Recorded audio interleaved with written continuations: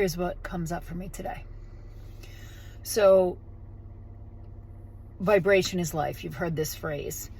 And every individual's vibration is unique. So you can think about it like DNA, right? So we share so much of the things that are the same, but there is one tiny little piece of us that makes us individual and different.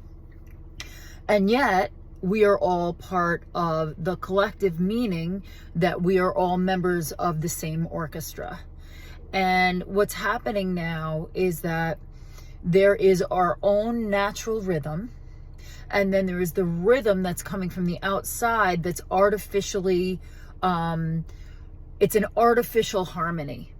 It's at odds with both our natural rhythm and the collective rhythm. And yet it's so pervasive. It's electronic, it's vibrational, it's medicinal. And so what happens with all these venues of attack is we start to throb with this artificial rhythm. It's not ours individually, and it's not ours collectively. It's completely manufactured. The only way to fight that vice grip of that rhythm on you is to work at telling the truth so clearly and harshly that you can feel your internal rhythm beating true. You can feel the energy freely move up and down inside your body because you are in integrity, because you are following your own rhythm. And then you find people who have a similar rhythm of truth. And when you find that similar rhythm of truth, hell, now you've got a trumpet section.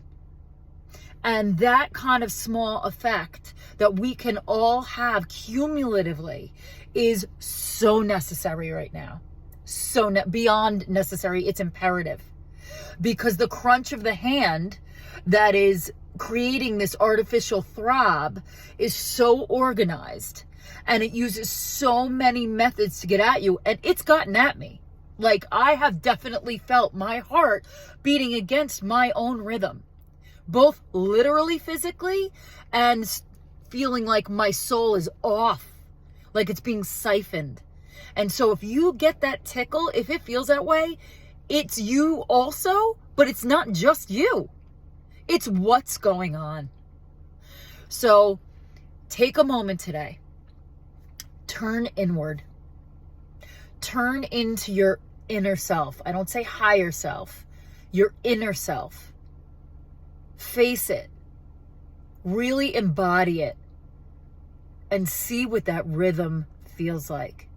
See if there's a steady pulse there that you can tune into. And then when you turn back out, and this can be a minute or two, then when you turn back out, see that you can bring that rhythm with you, and see how out of sync it is with what you're being fed with. It's amazing. It's 2 against 3. The syncopation is uncomfortable. But the more that we stay in our individual rhythm and then collectively find that rhythm of freedom that is shared, but it's not artificial, the closer we can get to turning that point where there's enough individuals where we loosen the grip of that artificial throb that's trying to turn us all into being controlled. So that is what has come up for me crystal clear today. And I will see you tomorrow.